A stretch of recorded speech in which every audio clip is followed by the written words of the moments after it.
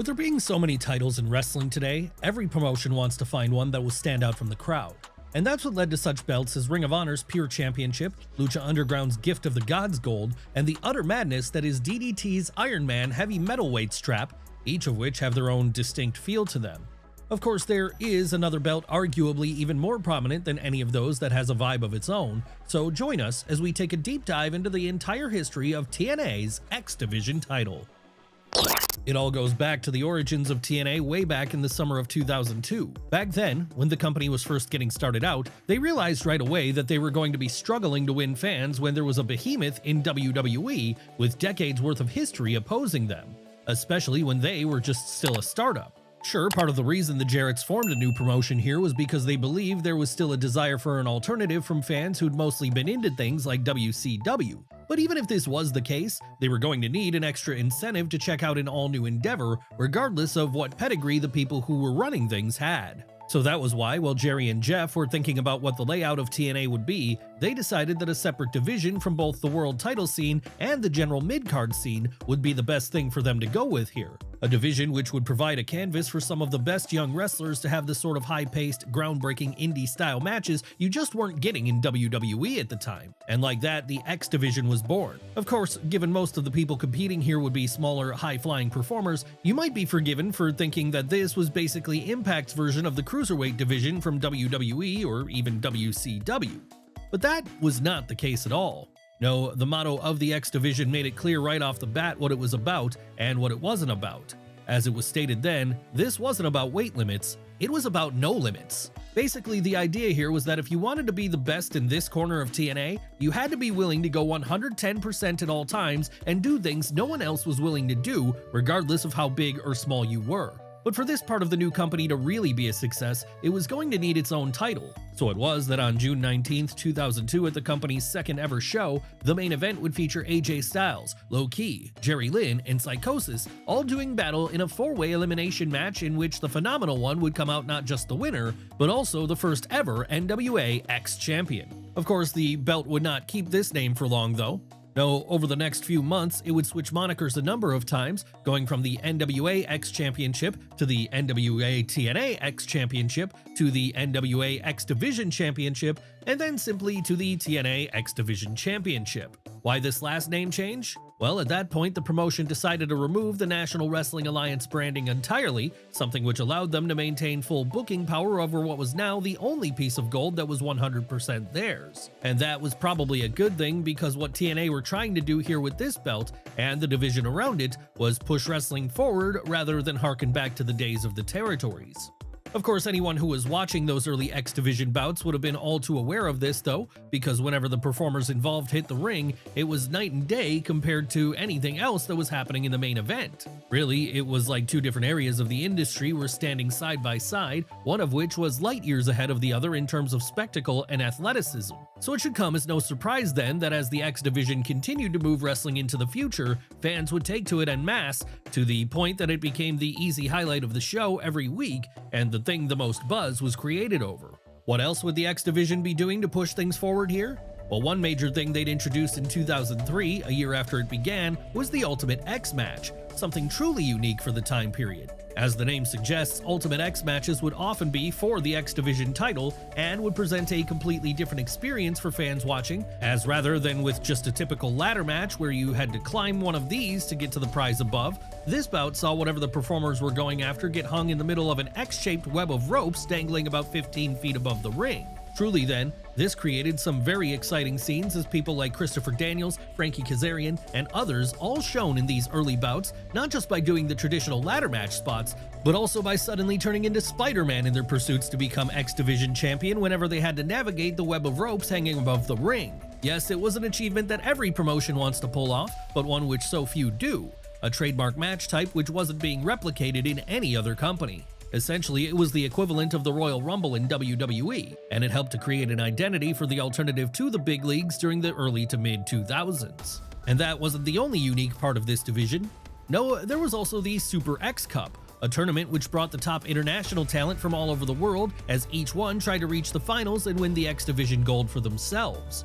And then, of course, there was the fact that, Like with AEW's international title, this piece of gold could be taken to other promotions, as whoever was in possession of it occasionally defended it in places like Ring of Honor, IWA Mid-South, and Pro Wrestling Guerrilla. Hell, at one point, the belt would even be unified with the WWA International Cruiserweight strap, another sign of just how different this was to anything that was found in any other televised North American wrestling product at the time. Basically, what we're saying here is that if you wanted to see some of the most state-of-the-art wrestling which you were liable to find on American television back in the early to mid-2000s, and occasionally see that spill out into your local indie as well, and push those companies forward too, then the X Division was the one to watch. As to who some of the top names to hold the X Division title during this time period were, well, after AJ Styles became the inaugural champ and held on to the strap for 49 days thereafter, it would bounce around the likes of Low Ki, Jerry Lynn, Six Pac, and Sonny Siaki over the course of the rest of 2002. And as 2003 dawned and TNA found themselves entering a pretty dire period financially, a period which almost saw them go under entirely before they could get fully entrenched in the wrestling world, the X Division would continue to be arguably the biggest selling point of the show, as the belt moved on to performers such as Kid Cash, Amazing Red, Michael Shane, Frankie Kazarian, and a young pre-Motor City Machine Guns Chris Sabin, each of whom was able to put on a show-stealing performance every time they were in the ring defending the gold. That said, for as great as their performances may have been here, and for as much as the X Division was already becoming the secret weapon of TNA by now, it still didn't change the fact that business was bad overall for the company. No, the only thing which would change that would be the Carter family coming in at the last minute and buying them around this time, right before the promotion was forced to close up shop for good. Of course, every time new management comes in, though, it gets people nervous as they may have different ideas about what they want the show to look like. But luckily for the X Division, the new TNA president Dixie Carter was obviously a fan of it, as she allowed it to keep going on just as it had been going before. Hell, she'd arguably put more focus on the division here as she realized just how important it was to Impact's identity as an alternative to the market leader, and as such, an excellent selling point in why fans should watch her show instead of WWE's. So much would Dixie believe in the division, in fact, and the belt which anchored it, she'd push new ideas like the time Frankie Kazarian and Michael Shane became co-champs in July of 2004 in order to help bolster it. And when she wasn't doing that, she was continuing to book some of the most exciting young talent out there to win the belt themselves. We're talking about performers such as Christopher Daniels, Jay Lethal, and PD, inventor of the Canadian Destroyer, Williams. That's right, if you think about the best non-WWE contracted wrestlers from back during the mid-2000s, many, if not most of them, held the X Division title at some point. More than anyone else, though, it would be AJ Styles who continued to be the man most commonly associated with the gold as the decade entered its second half. Hell, by the time 2005 came to an end, he'd have already held it 5 times. But then it only made sense that this would be the case, as with the X Division being TNA's secret weapon, and with the Phenomenal One being the ace of the whole operation, why wouldn't he stand tall here and represent the company in the best way he could, by killing it every time he entered the ring with some of the most innovative high-flying offense on the scene? It was certainly him who was ready to steal the show when Unbreakable came around in September of 2005. What was so special about that night? Well, it was the one where arguably the greatest match in TNA history took place, and one of the best 3-way bouts regardless of promotion.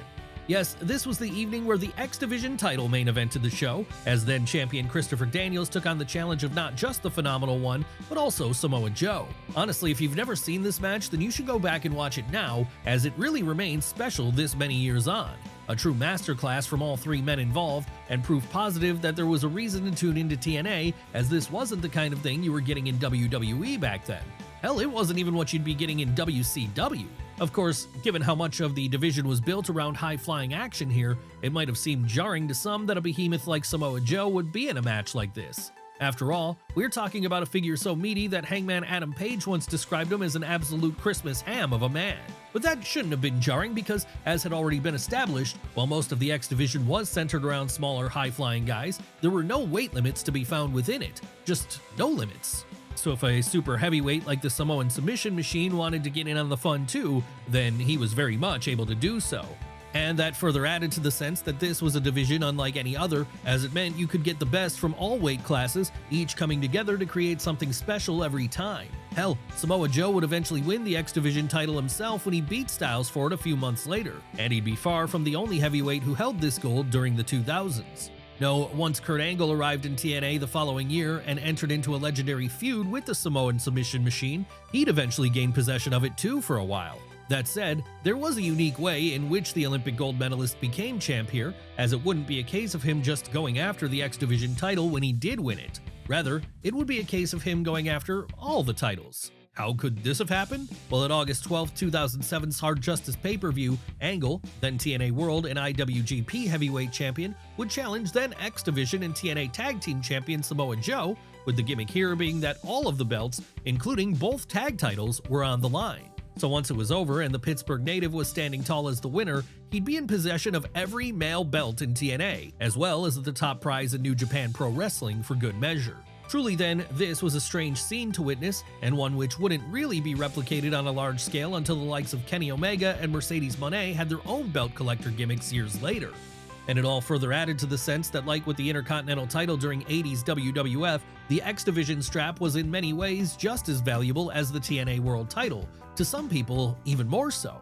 Yes, for a growing number of performers, it was the mid-card strap which they really wanted to hold, as that was the one which represented another level of skill and quality. The Workers' Championship more than the Hollywood strap, if you will. Where would it go once Kurt Angle's run with it came to an end after 28 days? Well, it would mostly jump back over to being held by smaller guys for a while, such as the likes of Johnny Devine, Sheikh Abdul Bashir, Eric Young, Alex Shelley, Homicide, Robbie E., Abyss, and Doug Williams all got their first reigns. And when they weren't holding the gold, people such as Jay Lethal and Christopher Daniels would be getting all new go-arounds with it as well, although in these instances these go-arounds would come under the new gimmicks of Black Machismo, wrestling's greatest African-American Macho Man impersonator, and the infamous video game character come to life, Suicide, respectively. So much success would Lethal have with the X Division title during this period in particular. Come the end of the 2010s, he'd be entering his 6th reign with the gold, a record which he shared with AJ Styles at this time, and which put them both ahead of the 4 reigns from each Samoa Joe,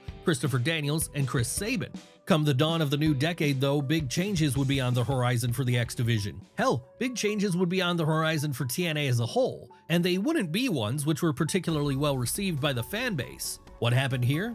Well, this was the point Hulk Hogan and Eric Bischoff signed with the company to become both the new on-screen and off-screen heads of creative. And as we all know now, that turned out to be a disaster, as with Eazy-E and the Hulkster just looking to replay the hits from the late 90s, they managed to completely strip Impact of any identity it had as an alternative to WWE. Yes, gone were things like the 6-sided ring here, and in their place would be tired old invasion angles like the rehash of the NWO, Aces and Eights. On top of that, many of the TNA originals who helped to build the promotion, names like AJ Styles, Samoa Joe, Christopher Daniels, and others, would all be de-emphasized as the new focus became bringing in as many ex-WWE, WCW, and ECW stars as possible and pushing them in prominent positions at the expense of the younger generation. How would this affect the X Division specifically? Well, that would also lose a large part of what made it special for a while, because now the rules would be changed to state that it was in fact about weight limits. More specifically, that no one over 225 pounds could compete for the title. So for that reason then, the days of Joe, Abyss, and other big men making X Division championship bouts feel even more special were gone, and from here on in it would basically become a souped-up cruiserweight belt, or at least it would for a short period of time. Sure, it would still be home to some of the best wrestling in North America, but it wasn't the same as it had been under that original mission statement.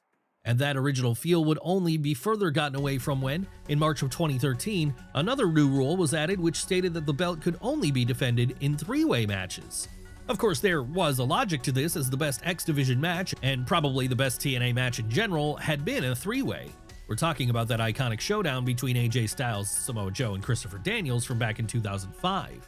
But making it so that there could only be triple threats going forward whenever the title was on the line was way too limiting, and meant a lot of potentially great bouts were now off the table. So thankfully then, that 3-way only rule would be revoked mere months later, and not long after that, after Joe challenged for the gold again, the weight limit rule would also be quietly dropped, returning things back to the way they'd been. That's right, while the rest of Impact was continuing to struggle, the X Division title was regaining some of its old identity again, and because of that, it was in many ways serving as the last bastion of the old feeling for longtime fans of the promotion. Sure, the main event scene was being taken over by outsiders now, both figuratively and literally, and many of the original names who built TNA were starting to leave as more money problems began to become a major issue for the company. But at the very least, the X Division was always delivering something worth watching. Just look at some of the people who held the gold during the early to mid 2010s. We're talking about names like Brian Kendrick, Austin Aries, Kenny King, and Zema Ion, aka Joaquin Wilde of the LWO. Hell, even TJ Perkins, Rockstar Spud, and then Japanese rookie Sonata all got their runs with the gold before they went on to have greater success in other places. Sure, names like Rob Van Dam would be added to that list, but overall, the X Division and the belt which represented it managed to remain a place for non-WWE guys to come in and show that they could give fans something exciting, which still felt different from the kinds of matches you would get in WWE. Even then, though, it wasn't like the X Division was immune to using a WWE idea or two, sort of. And we say this because it would be in 2012 while Austin Aries was the champ, and in the midst of what would become a record-setting 298 days on top, that a Money in the Bank style situation was introduced. Not that this would involve a briefcase though, as the Call Your Shot contract later would, or the Feast or Fired contract had done before. No, here things were differentiated a little bit by the fact that the whole gimmick was, if you were in possession of the X Division title going forward, then you'd be able to use Option C, an option which involved relinquishing the mid-card gold in exchange for a shot at the world title. Yes, it was certainly a unique way of working the gimmick, and one which managed to largely make the whole thing feel like it wasn't just a mere WWE ripoff. No, despite the similarities, this did feel like a TNA original to some extent, and it was something which many champions over the years which followed would make use of to mixed degrees of success. Why do we say mixed success? Well, of the 6 people who have executed Option C to date, only 3 have managed to walk away with the world title, with these people being Austin Aries, Chris Sabin, and future champion Josh Alexander, 3 performers who defeated then world champions Bobby Roode, Bully Ray, and Christian Cage respectively. Of course, in terms of the point of the timeline we're at here, we're not going to get to Josh Alexander for a while yet. No, over the next couple of years between 2015 and 2017, as TNA continued to fall into what was at the time believed by many to be a death spiral, the X Division belt would fall into the hands of names like Tigre Uno, Eddie Edwards, Mike Bennett, Bobby Lashley, and Trevor Lee. In fact, it would be Lee who was in possession of it when, in March of 2017, after Anthem Entertainment purchased the company from the Carter family, the title would be renamed as the Impact Wrestling X Division Championship, with this being more representative of the name the promotion itself now went by. And that wasn't the only time the belt would change names during this period as it happened, because in the summer of 2017, during Sanjay Dutt's first reign, it would be rebranded again, this time as the GFW X Division Championship. Why was that? Well, this was the point that Jeff Jarrett had returned to Impact with his new promotion, Global Force Wrestling, and had made a deal with Anthem to merge the 2 companies and have them start the process of putting everything under the GFW banner. How had he managed to pull such a feat off? Well, by this stage in the game, the TNA and Impact names were seen as being seriously toxic ones amongst wrestling fans on account of how woefully the promotion had been booked since 2010. Come the autumn, though, things would have reverted back again as the belt was once more renamed as the Impact X Division title, with the reason for this being it was clear by then that Global Force Wrestling was not going to be a thing. And after these issues were settled, things were allowed to move forward as, throughout the remainder of the year and into 2018, new champs would be crowned in the form of Matt Sydal, Brian Cage, and New Japan Pro Wrestling's Taiji Ishimori. Of course, if you really want to go with one person who really defined the X Division during the late 2010s though, well, that would probably be the man who won the belt in January of 2019, and from there went on to hold it for the next 194 days, Rich Swann. How did Rich Swann in many ways define the X Division title through this period of time? Well, by holding on to it for 194 days between January 6, 2019 and July 19, 2019, in the process having some excellent matches each time he stepped through the ropes. Yes, the spirit of what the X Division had been created to represent was very much alive and well in the Baltimore native here, and when he eventually dropped the gold, he was able to hand that spirit over to the next string of champs, performers such as Jake Crist, Austin Aries, Willie Mack, Rohit Raju, and Chris Bay. Just as well, they were able to carry on from where Rich Swann left off then, because many of these reigns would happen during 2020, the year that Impact had to, like with every other wrestling company out there, wrestle in front of empty buildings on account of the lockdown being in effect. Needless to say then, this made things particularly difficult for the X Division, as it was always a division which had thrived on providing thrilling action which could get live fans excited. So with there being no fans to create that excitement anymore, it meant the whole operation would be seriously hamstrung. That said, even with these limitations in place,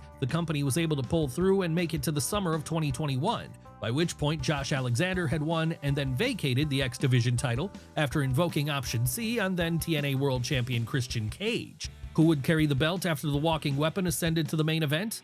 Well, that would be names like Trey Miguel, Leo Rush, and Speedball Mike Bailey. That's right. Well, it might not have had the same roster around it anymore than it once did during its peak years when AJ Styles, Samoa Joe, Christopher Daniels, and others were each holding it up multiple times. The X Division strap was still going strong as the 2020s got into full swing. But then that was because, after all those years and all those changes within Impact, it had managed to keep its original mission statement of being a title which could showcase the most exciting athletes out there, whether they be in the main event or the mid-card, heavyweight, or cruiserweight. Really, it was about the only thing within the company which was still recognizable from when it had started all the way back in 2002. In that sense, then, it now had a new role going forward on top of its existing one, a role as an anchor of the promotion, a direct line tracing the history of the whole operation, and a continued reminder of how it could still be different from WWE when it was at its best. So it was pretty fitting that it would be going through another upswing when, in the autumn of 2023, Impact Wrestling announced it was returning to its origins by formally renaming itself as TNA once more.